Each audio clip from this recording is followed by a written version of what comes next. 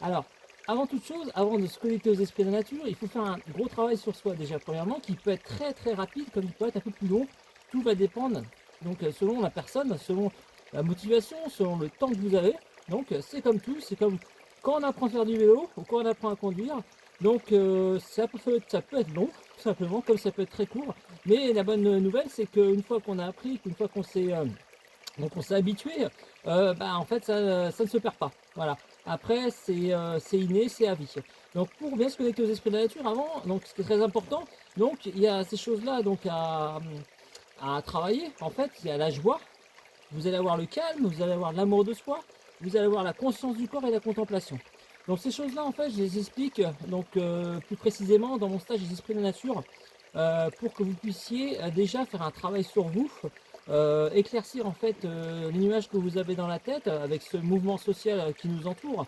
Donc entre le travail, entre la famille, entre les activités qu'on peut avoir, entre l'actualité qu'on peut avoir aussi.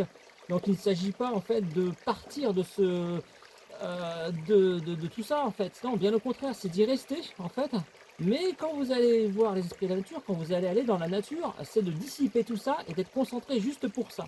Voilà, d'avoir un esprit, on va dire, très clair.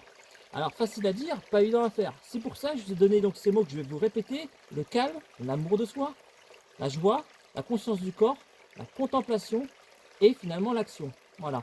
C'est-à-dire qu'une fois que vous allez capter les esprits de la nature et que vous allez avoir des infos sur vous ou des choses à faire, il faut passer à l'action. Car les esprits de la nature sont des êtres qui, évidemment, qui travaillent dans la nature, ou plutôt qui, on va parler de travail, qui permettent à la nature de vivre, de permettre les saisons d'être. Donc ces esprits-là vont même un peu plus loin. Une fois qu'on se connecte à eux, dans ce qui est assez marrant, c'est qu'ils ont une conscience, ils sont conscients en fait de nous, de notre tracas, et ils sont là aussi pour nous aider. C'est ça qui est assez dingue, c'est qu'ils sont aussi là pour nous aider dans notre vie sociale, familiale, professionnelle. Et c'est là que ça change tout, c'est que ça change votre vie aussi. Car ils vous accompagnent justement au-delà de la nature, donc pas forcément très longtemps, parfois plus longtemps, pour que justement vous soyez moins dissipé, que vous soyez un peu plus, on va dire, maître de vous dans ce monde social et que vous soyez plus heureuse et heureux.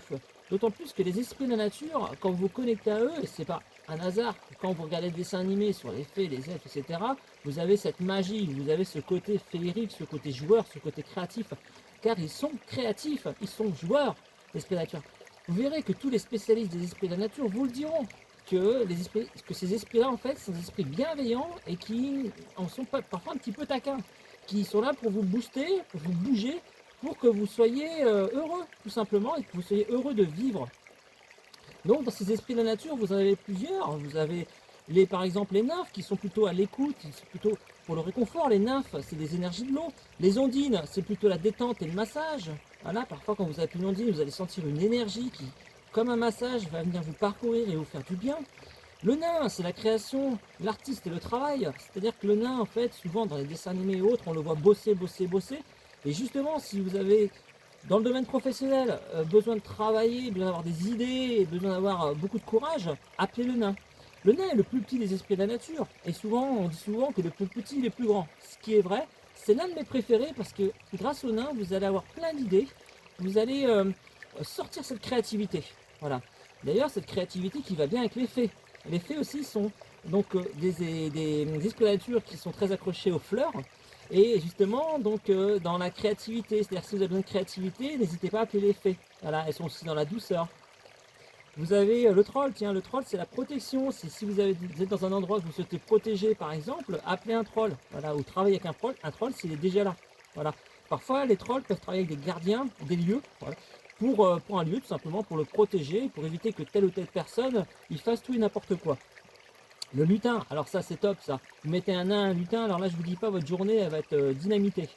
Le lutin en fait c'est plus la joie, bien entendu. Donc c'est être d'un esprit joueur, beaucoup d'autodérision sur vous. Voilà, donc ça c'est vachement important. Le lutin en fait va vous aider à avoir le beau partout. Ensuite vous avez l'elfe. Tiens l'elfe, alors lui l'elfe il est super sympa parce que souvent on en a besoin. Parfois quand vous avez envie de prendre une décision ou quand vous voulez tourner 7 fois dans votre langue avant de parler, appelez l'elfe. L'elfe il est beaucoup dans l'observation. Il va beaucoup observer ce qui se passe.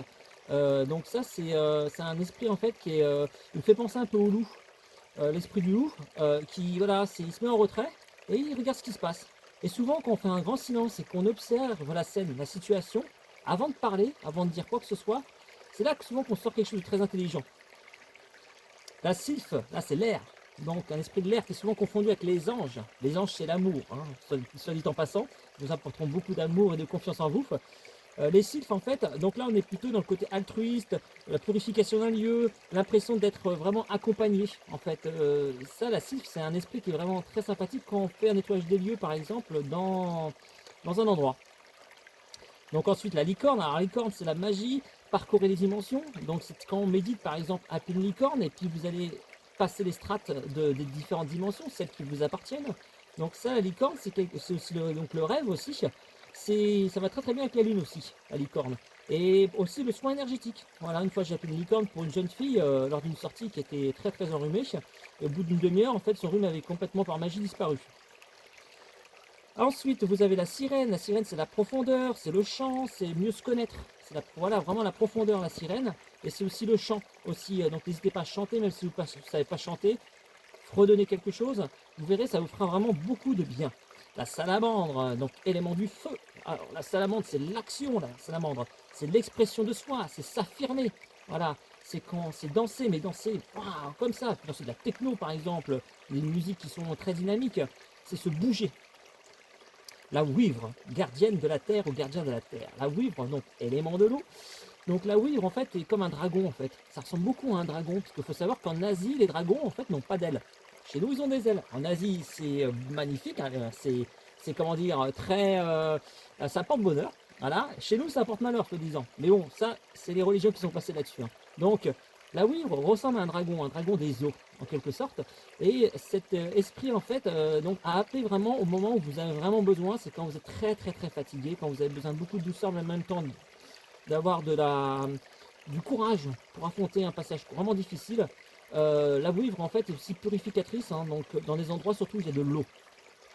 Ensuite, l'arbre, je le mets dedans quand même, parce que l'arbre c'est quand même important. Souvent quand on rentre dans une forêt, première chose qu'on voit c'est les arbres, ou les pierres. Donc les arbres en fait vont vous apporter beaucoup de choses intérieurement. Ça va, si vous posez une question, allez voir un arbre. Et souvent il va vous répondre à votre question.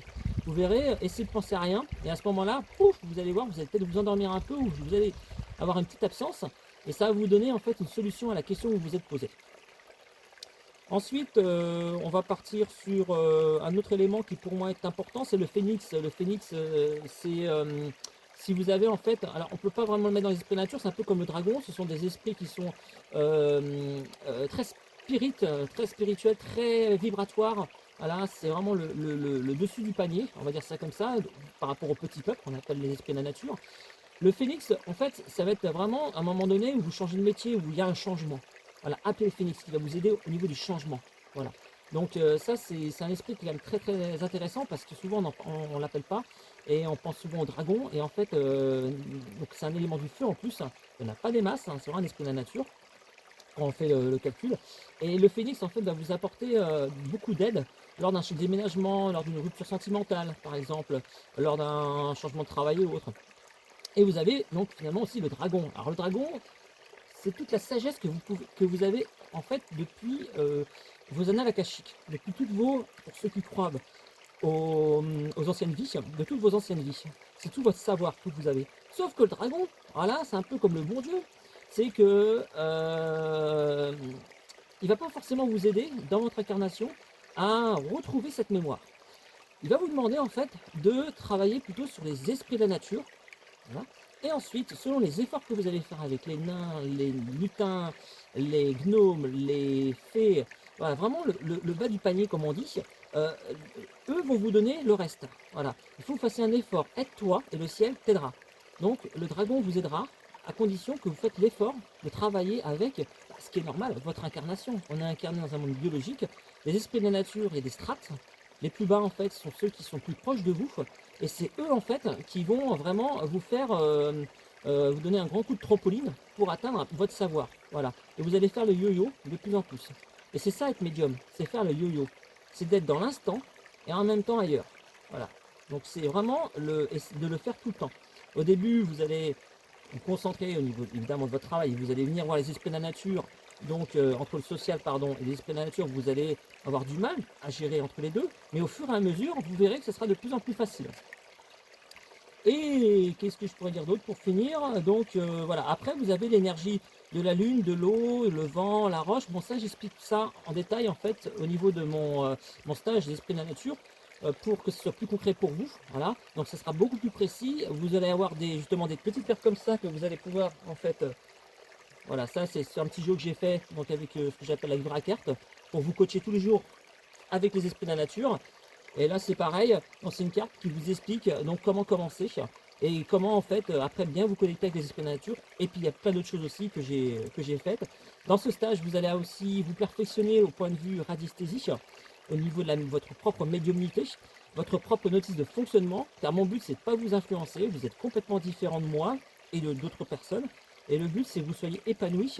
Donc aussi bien dans l'incarnation que justement dans ce que vous êtes de plus grande et de plus grand, voilà, et d'être en paix. Alors d'être en paix et de montrer l'exemple aux autres que votre paix en amènera d'autres. Donc je vous laisse et puis je vous dis à très bientôt. Surtout n'hésitez pas à m'appeler si vous avez d'autres renseignements sur mon stage des esprits de nature. Et pour ceux qui veulent que qui ont pris le stage et qui veulent que les vidéos, que je puisse leur envoyer directement, il n'y a aucun souci. Je suis disponible. Je vous dis à très bientôt, à une prochaine vidéo. Et surtout, n'hésitez pas à aller dans la nature.